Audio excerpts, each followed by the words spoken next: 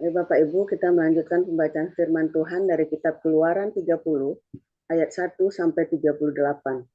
Demikian firman Tuhan. Haruslah kau buat mezbah, tempat pembakaran ukupan. Haruslah kau buat itu dari kayu penaga, sehasta panjangnya dan sehasta lebarnya, sehingga menjadi 4 persegi. Tetapi haruslah 2 hasta tingginya. Tanduk-tanduknya haruslah seiras dengan mezbah itu.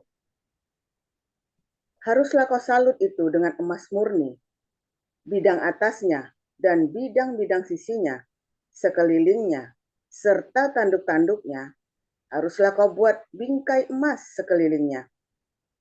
Haruslah kau buat 2 gelang emas untuk mezbah itu di bawah bingkainya.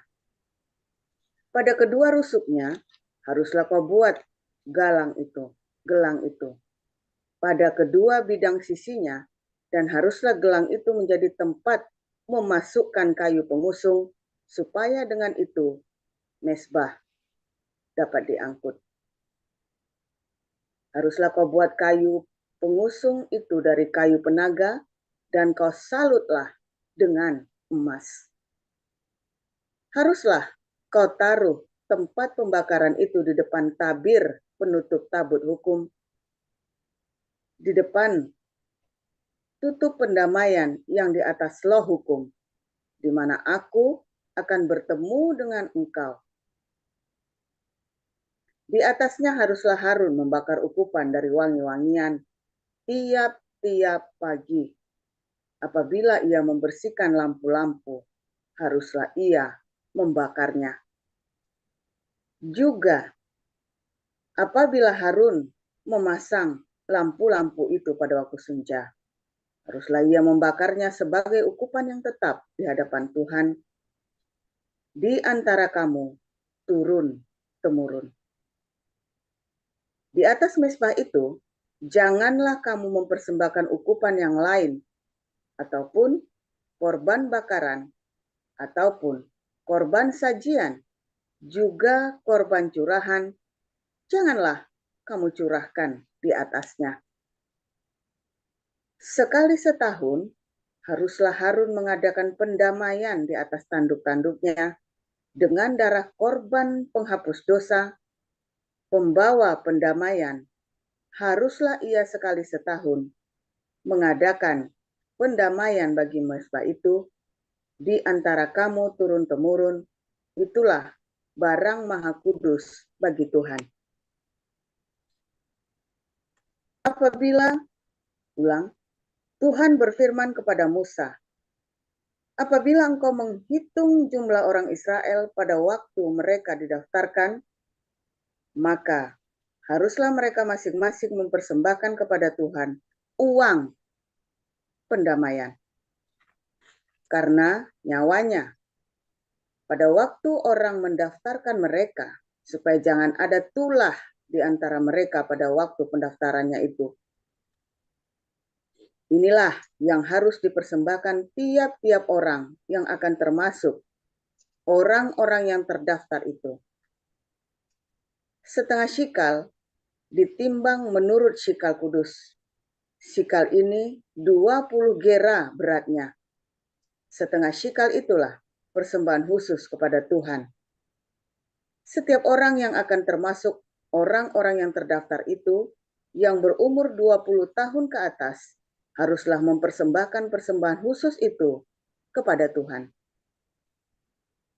Orang kaya janganlah mempersembahkan lebih, dan orang miskin janganlah mempersembahkan kurang dari setengah shikal itu pada waktu dipersembahkan persembahan khusus itu kepada Tuhan untuk mengadakan pendamaian bagi nyawa kamu sekalian.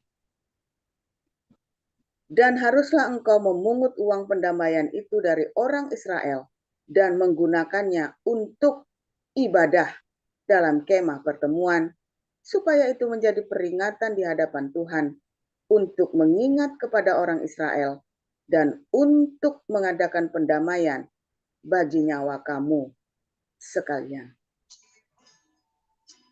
Berfirmanlah Tuhan kepada Musa, haruslah engkau membuat bejana dan juga alasnya dari tembaga untuk pembasuhan, dan kau tempatkanlah itu antara kemah pertemuan dan mezbah, dan kau taruhlah air ke dalamnya.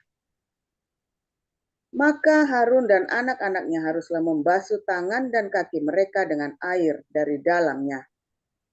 Apabila mereka masuk ke dalam kemah pertemuan, haruslah mereka membasuh tangan dan kaki dengan air, supaya mereka jangan mati. Demikian juga apabila mereka datang ke mezbah itu untuk menyelenggarakan kebaktian dan untuk membakar korban api-apian bagi Tuhan, haruslah mereka membasuh tangan dan kaki mereka, supaya mereka jangan mati. Itulah yang harus menjadi ketetapan bagi orang untuk selama-lamanya. Ulang, itulah yang harus menjadi ketetapan bagi mereka untuk selama-lamanya, bagi dia dan bagi keturunannya turun-temurun.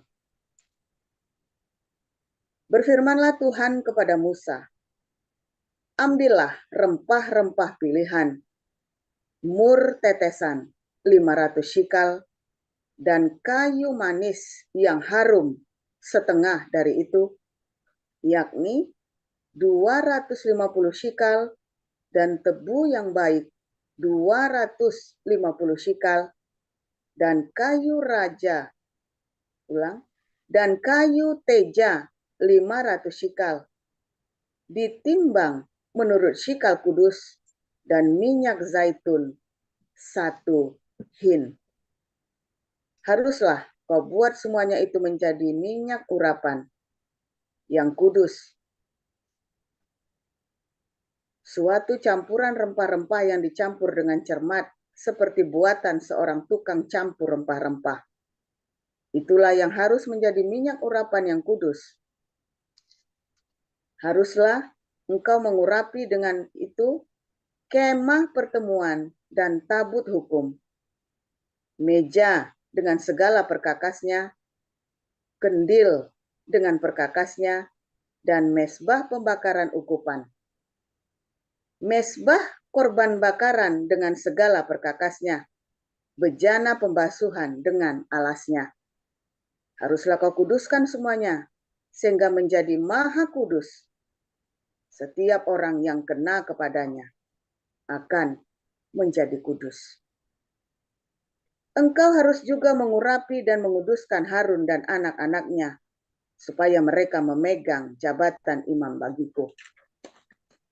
Dan kepada orang Israel harus kau katakan demikian. Inilah yang harus menjadi minyak urapan yang kudus bagiku di antara kamu turun-temurun. Kepada badan orang biasa, janganlah minyak itu dicurahkan, dan janganlah kau buat minyak yang semacam itu dengan memakai campuran itu juga. Itulah minyak yang kudus, dan haruslah itu kudus bagimu. Orang yang mencampur rempah-rempah menjadi minyak yang semacam itu, atau yang membubuhnya pada badan orang awam, haruslah dilenyapkan di antara bangsanya. Firman Tuhan kepada Musa, ambillah wangi-wangian, yakni getah damar, kulit lokan, dan getah rasa maya. Wangi-wangian itu serta kemenyan yang tulen, masing-masing sama banyaknya. Semuanya ini haruslah kau buat menjadi ukupan, suatu campuran rempah-rempah, seperti buatan seorang tukang campur rempah-rempah, digarami, murni, dan kudus. Sebagian dari ukupan itu haruslah kau giling sampai halus, dan sedikit daripadanya kau letakkanlah di hadapan tabut hukum di dalam kemah pertemuan, di mana aku akan bertemu dengan engkau. haruslah itu maha kudus bagimu. Dan tentang ukupan yang harus kau buat menurut campuran yang seperti itu juga, janganlah kamu buat bagimu sendiri. Itulah bagian untuk Tuhan yang kudus bagimu. Orang yang akan membuat minyak yang semacam itu dengan maksud untuk menghirup baunya, haruslah dilenyapkan dari antara bangsanya. Demikian. Terima kasih Pak Apeng. Iya, terima kasih. Silakan Ibu Kristi. Ya, bacaan kedua diambil dari 2 Korintus 1 ayat 1 sampai 2. Surat Paulus yang kedua kepada jemaat di Korintus. Salam dari Paulus yang oleh kehendak Allah menjadi rasul Kristus Yesus, dan dari Timotius saudara kita pada jemaat Allah di Korintus dengan semua orang kudus di seluruh Akaya. Kasih karunia dan damai sejahtera dari Allah Bapa kita dan dari Tuhan Yesus Kristus menyertai kami. Terpujilah Allah Bapa Tuhan kita Yesus Kristus, Bapa yang penuh belas kasihan dan Allah sumber segala penghiburan, yang menghibur kami dalam segala penderitaan kami, sehingga kami sanggup menghibur mereka yang berada dalam bermacam-macam penderitaan dengan penghiburan yang kami terima sendiri dari Allah. Sebab Allah sama seperti kami mendapat bagian berlimpah-limpah dalam kesengsaraan Kristus. Demikian pula oleh Kristus kami menerima penghiburan berlimpah-limpah. Jika kami menderita, hal itu menjadi penghiburan dan keselamatan kami. Jika kamu dihibur, maka hal itu adalah untuk penghiburan kamu, sehingga kamu beroleh kekuatan untuk dengan sabar menderita kesengsaraan yang sama seperti yang kami derita juga. Dan pengharapan kami akan kamu adalah teguh, karena kami tahu bahwa sama seperti kamu turut mengambil bagian dalam kesengsaraan kami, kamu juga turut mengambil bagian dalam penghiburan kami. Sebab kami mau, saudara-saudara, supaya kamu tahu akan penderitaan yang kami alami di Asia Kecil. Beban yang ditanggungkan atas kami adalah begitu besar dan begitu berat, sehingga kami telah putus asa juga akan hidup kami. Bahkan kami merasa seolah-olah kami telah dijatuhi hukuman mati. Tetapi hal itu terjadi supaya kami jangan menaruh kepercayaan pada diri kami sendiri, tetapi hanya kepada Allah yang membangkitkan orang-orang mati. Dari kematian yang begitu ngeri, Ia telah dan akan menyelamatkan kami.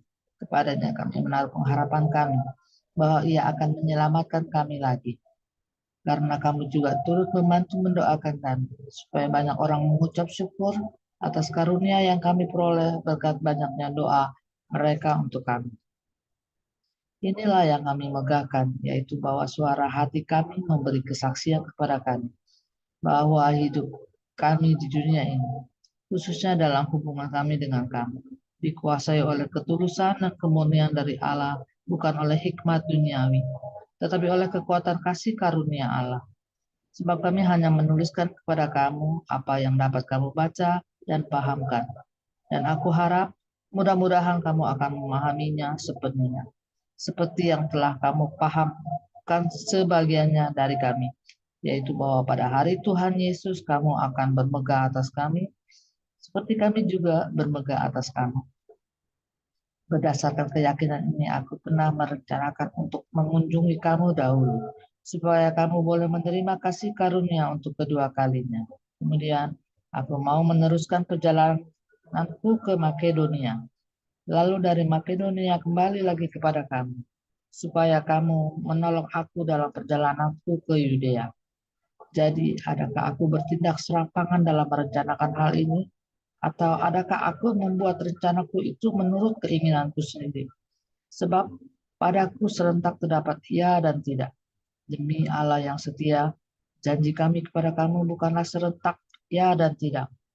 Karena Yesus Kristus, anak Allah yang telah kami beritakan di tengah-tengah kamu, yaitu olehku dan oleh Silwanus dan Timotius, bukanlah iya dan tidak, tetapi sebaliknya iya, Sebab Kristus adalah ya bagi semua janji Allah. Itulah sebabnya oleh Dia kita mengatakan amin untuk memuliakan Allah.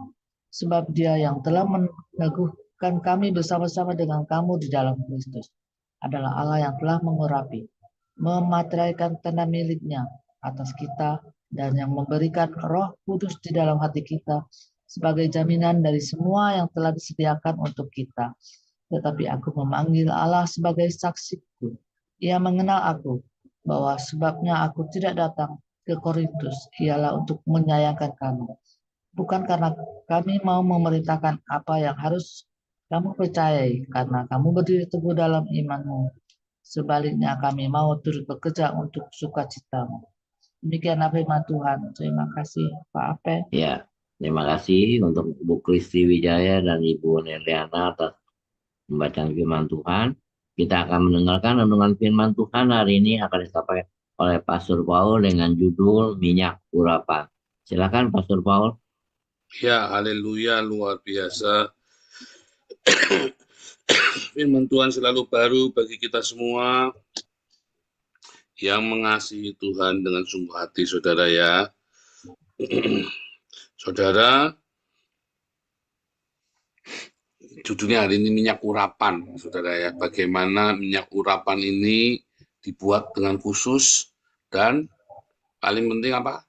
Rakyat jelata tidak boleh ikut bikin. Hanya para imam yang boleh bikin, saudara ya. Resepnya khusus, tadi ya.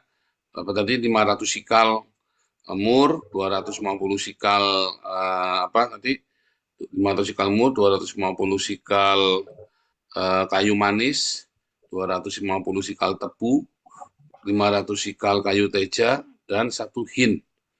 Ya, minyak zaitun, saudara ya. Wah, itu minyak khusus, saudara. Nanti kalau Anda baca lagi dalam Imamat 21, ada lagi, saudara ya. Dan bagaimana orang-orang yang menerima urapan ini tidak boleh mengoyakkan pakaiannya. Ya, dan tidak boleh nyentuh mayat, dan seterusnya, saudara ya. Minyak ini khusus. Tetapi, ya, ada yang unik, di dalam perjanjian baru, Anda tidak akan menemukan cerita minyak urapan ini, saudara. Di dalam perjanjian baru, minyak urapan itu hanya disebutkan 3 kali. Satu, orang Samaria yang baik hati, yang mengurapi badannya orang Yahudi dengan minyak karena habis digebukin. Kedua, cerita tentang Yesus mengurapi orang sakit dengan minyak, ya, itu minyak zaitun biasa, saudara. Ketiga, di dalam Yakobus bahwa orang sakit diurapi dengan minyak. Tetapi Anda tidak menemukan di dalam perjanjian baru bahwa Yesus diurapi dengan minyak itu tadi yang di dalam Keluaran 30 tadi, saudara. Ya, atau di dalam Imamat 21 tadi ya. Anda tidak akan menemukan itu, saudara, yang campuran khusus minyak itu, saudara. Ya, bahkan kalau Anda melihat tidak disebutkan Yohanes Pembaptis, Yesus, para rasul, ya, atau orang membahas cerita tentang minyak urapan itu, saudara. Nah, itu unik sekali ya, saudara ya. Memang ternyata minyak urapan ini sejak zaman Esra Nehemia nampaknya udah nggak dipakai, saudara ya. Sudah nggak ada tuh minyak urapan ini, tradisi ini. Jadi sejak bait suci yang pertama itu diruntuhkan zaman Nebukadnezar, orang sudah tidak mengenal tradisi pengurapan minyak ini, saudara. Ya, tidak mengenal tradisi ini. Lalu bagaimana dong untuk meresmikannya? Dibaptis di air, saudara. Dengan pentabisannya di air. Ya, tidak menggunakan minyak urapan lagi. Karena memang tidak ada raja saat itu, ya, dan tidak dilakukan pengurapan kepada minyak kepada para imam. Jadi semua ditabiskannya dengan cara dibaptis, saudara, ya, dengan cara dibaptis dengan air. Tetapi sebenarnya yang namanya pengurapan itu, ya, adalah Roh Kudus. Ya, bukan pembaptisan dengan air itu hanya pentahbisan, tetapi ada Roh Kudus yang dijanjikan di dalam perjanjian baru bagi orang percaya secara khusus tadi dalam 1 Korintus tadi untuk mentahbiskan seseorang. Ya, Roh Kudus itu adalah meterai, saudara ya. Ada meterai. Anda kalau baca 1 Yohanes 5, bisa tolong dibukakan nggak 1 Yohanes 5 ayat 1 Yohanes 5 ayat 8, saudara ya. 1 Yohanes, saya bacaan aja ya, biar cepat ya. 1 Yohanes 5 ayat 8. Ada 3 yang memberi kesaksian di bumi, itu nggak ada ya, saudara ya. Jadi ceritanya begini nih. 1 Yohanes 5 ayat 7, sebab ada 3 yang memberi kesaksian, roh dan air dan darah, dan ketiganya adalah satu. Roh, air, dan darah. Ya. Tetapi kalau tadi Anda membaca di dalam 1 Korintus 2 tadi, dikatakan bahwa kita dimeteraikan. 1 Korintus 2. Jadi apa tadi? 2 Korintus 1. 2 Korintus. Dalam 2 Korintus 1, tadi Anda dikatakan tadi bahwa kita dimeteraikan, saudara ya. Kita dimeteraikan dengan Roh Kudusnya, saudara ya. Menarik ya. Jadi ternyata ya Roh Kudus itu adalah sebuah tanda buat kita, sama seperti para imam atau raja yang dituangi dengan minyak yang khusus itu tadi, saudara. Nah, sering orang bertanya, apa bedanya ketika orang Kristen bersedekah dan ketika orang yang percaya kepada Yesus bersedekah dan orang yang di luar Yesus bersedekah? Ya, sama saja, saudara, sama saja. Sedekahnya, tindakannya semua sama. Yang membedakan apa, saudara? Apabila Anda bersedekah karena digerakkan oleh Roh Kudus. Ya, apabila Anda kemudian mendapat pengurapan itu, karena ketika pengurapan itu ada pada raja-raja atau para hakim, maka tiba-tiba berkuasalah Roh Tuhan. Nah, ketika orang itu diurapi, maka berkuasalah Roh Tuhan pada orang itu, saudara. Itu yang membedakan. Banyak orang berbuat baik karena dia punya belas kasihan. Karena apa? Karena setiap orang punya roh Allah di dalam hidupnya, punya hati nurani. Kristen, Islam, Buddha, Hindu. Tetapi ada orang yang penuh dengan Roh Kudus, dengan pengurapan khusus ini, yang kemudian dia punya kuasa untuk berbuat baik. Nah, ada orang berbuat baik karena dia berbuat baik, ya. Tapi ada orang yang diberi kuasa dan kemampuan untuk berbuat kebaikan, sehingga dia tiba-tiba punya harta yang melimpah. Ya, misalnya saya nih, kita diakonia, saya kan bilang saya, ya kan. Apakah itu duitnya saya? Bukan, saudara. Anda mempercayakan kepada komunitas yang saya pimpin, ya itu adalah kuasa dari Roh Kudus. Sehingga kita bisa menggerakkannya, saudara. Anda ikut. Anda cepetan nebeng. Kenapa? Karena ketika para raja atau para hakim ini diberi kuasa Roh Kudus, dia ambil, misalnya Samson, dia ambil tangan keledai, Daud tiba-tiba, Saul tiba-tiba penuh Roh Kudus, dia berkuasa. Maka pasukan ikut semua, saudara. Karena Anda akan berkemenangan juga bersama dengan dia. Anda akan ikut berkemenangan bersama dengan orang yang penuh pengurapan ini. Nebeng, Pak, ini apa-apa. Kamu nebeng dulu, saudara. Kamu akan ikut berkemenangan bersama orang yang penuh pengurapan ini. Itu, saudara ya. Saudara, komunitas kita adalah sebuah komunitas ya yang digerakkan oleh diakonia. Berkumpulnya komunitas ini gara-gara apa, saudara? Gara-gara diakonia. Gara-gara kita melakukan gerakan diakonia yang masif ya dan ekstrim. Ya, saudara ya, yang belum pernah dilakukan oleh gereja manapun di Indonesia, belum pernah terjadi, saudara. Itu yang kita lakukan, komunitas kita. Gerakan diakonia yang masif dan ekstrim, bukan karena jumlahnya, tetapi karena setiap kolektor, setiap rupiah yang ada di sini adalah untuk diakonia, saudara. 90%, tentu yang 10% adalah untuk operasional ya. Tetapi semuanya digunakan untuk diakonia. Belum ada gereja di Indonesia yang melakukan seperti yang kita lakukan.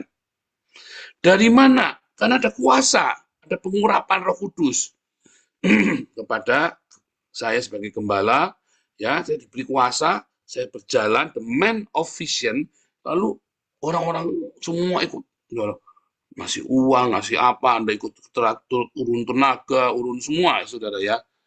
Nah, itulah saudara, itulah sebuah pengurapan khusus yang tidak akan bisa diduplikasi. Yang tidak akan bisa diduplikasi oleh agama manapun, ya, oleh kegiatan apapun, karena itu murni, original. Kamu tidak bisa niru dan tidak boleh meniru. Tidak bolehnya ini dalam arti ya bisa ditiru tadi ya, minyaknya itu dibikin itu udah bisa, tapi tidak boleh. Artinya Roh Kudus ini itu original, saudara, gerakan itu. Itulah sebabnya ketika orang-orang berusaha ikut-ikut pada habis. Dan kita masih jalan terus. Ketika orang berusaha memfitnah kita, mental semua. Kita tetap jalan terus. Nah, saudara, pesannya apa? Masuklah cepat-cepat, saudara. Ikutlah cepat-cepat di dalam gerbong ini, saudara. Sama seperti hakim-hakim. Sama seperti Saul, Daud, berkuasalah roh Tuhan atas, ya, itu diurapin, tabung minyaknya digurujuk itu, maka berkuasalah Tuhan. Lalu orang semua ikut gerbongnya dia, bahkan para penjahat pun ikut Daud, ikut berkemenangan, saudara. Ajaib nggak, saudara? Yang kumpul sama Daud di Gua Adulam, ini adalah orang-orang penjahat, kriminal, saudara. Tetapi ikut berkemenangan gara-gara ada Daud yang penuh urapan. Ya, saudara ya. Itulah sebabnya, ayo, enggak apa-apa, kamu ikut-ikut. Sampai kamu akhirnya mendapatkan urapan itu sendiri. Di zaman Perjanjian Lama, hanya orang tertentu yang mendapat pengurapan itu. Di zaman Perjanjian Baru, pengurapan itu dibuka bagi orang yang percaya kepada Yesus. Hari ini kamu belajar di sini. Hari ini kamu melihat ada urapan yang kuat mengalir dari komunitas ini, komunitas diakonia.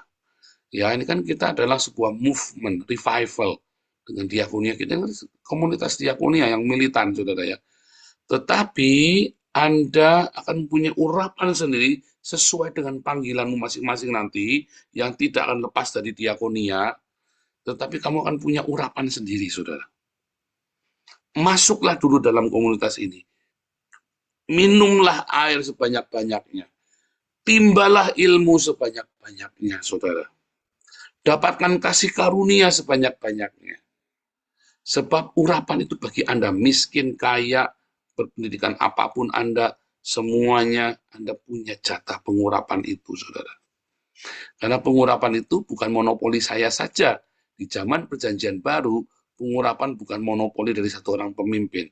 Tetapi semua orang, semua jemaat dipenuhi dengan urapan. Anda lihat, Stefanus, diaken, bisa melakukan banyak mujizat, saudara, dipenuhi urapan. Bukan cuma Petrus, bukan cuma 11 rasul, bukan cuma para murid-murid Yesus yang ada 120 itu. Semua orang dipakai Tuhan dengan pengurapan yang luar biasa.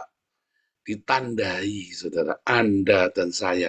Kita semua ditandai tadi dengan minyak urapan tadi ketika Anda serius dengan komunitas ini. Jangan kayak Anania Safira, main-main, saudara. Tapi kalau Anda sungguh-sungguh di dalam pengurapan ini, pekerjaanmu akan diberkati, hidupmu diberkati, keluargamu dipulihkan, bahkan ada banyak mujizat. Kamu yang sudah terlibat, percaya, tanganmu penuh kuasa, istrimu sakit tumpang tangan, suamimu sakit tumpang tangan, anakmu sakit tumpang tangan, saudara. Jangan pinjol, aduh, pengurapan pinjol, sedih, saudara. Pengurapannya pinjol, debt kolektor semua nanti yang datang bukan malaikat Tuhan. Yang datang harus malaikat Tuhan. Belajar. Saya nggak mau utang. Saya puasa. Gitu, saudara. Ya, ditekadin. Mulai. Anda yang kepepet, jangan kelabakan cari kemana. Saya mau puasa. Ya, anakmu sakit. Kamu butuh buat uang buat anakmu sekolah. Dalam nama Yesus, nak. Jehovah Jireh, kamu puasa, saudara. Kami dulu puasa terus, saudara ya. Anak-anak semua ya, kita semua, waduh Tuhan cukupkan semua ya. Kita puasa terus, saudara. Kita bertekad kita tidak akan hutang serupiah pun. Akhirnya lulus, saudara ya. Saya namanya busuk sekali, utang 100.000 aja tidak dikasih, saudara, sama kakak saya. Saking busuknya, saudara. 100.000 aja tidak dikasih lagi. Dulu ya, Cuma nyebut nama saya saja, sebut nama saya saja, nggak usah pakai jaminan, saudara, utang itu. Sampai akhirnya nama saya busuk sekali, saudara ya. Bayangin, utang miliaran nggak perlu pakai jaminan saya itu dulu, saudara ya. Utang miliaran nggak perlu pakai jaminan.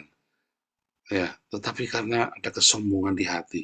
Terakhir, 100.000 saja utang, ya, dimaki-maki saya, saudara. 100.000 saja utang dimaki-maki, coba bayangin. Menyakitkan hati. Bukan mereka salah, saya yang merusak itu, ya kan? Karena kesombongan saya. Tetapi begitu saya bertekad sama Tuhan, Tuhan, saya mau tekad berjalan bersamamu. Apapun yang terjadi, kehendakmu saja yang jadi, Tuhan. Wah, waktu ngomong begitu saya nangis hatinya, saudara ya.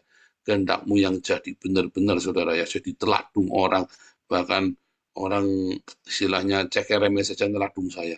Saya cuma diem, nangis di hati, saudara ya. Sampai akhirnya nangis beneran. Saya nangis, sampai nangis bener, nangis di hati. Bayangin muka garang, preman, badan keker, saudara ya. Tatonan, nangis, saudara ya. Nangis gara-gara saya pengen ngaplok dia, tapi saya udah tak tekatin, saudara ya. Saya pengen ngaplok, tapi udah tak tekatin. Saya sudah tekatin apapun yang terjadi, Tuhan, saya akan diam saja. Wah, itu saya nangis itu, saudara. Pengen ngaplok, tapi nangis akhirnya, saudara. Saya cuma diam saja. Orang pikir saya apa gitu ya, saudara ya. Tetapi terus akhirnya tiba-tiba mujizat demi mujizat terjadi dalam hidup saya, saudara. Pemulihan demi pemulihan.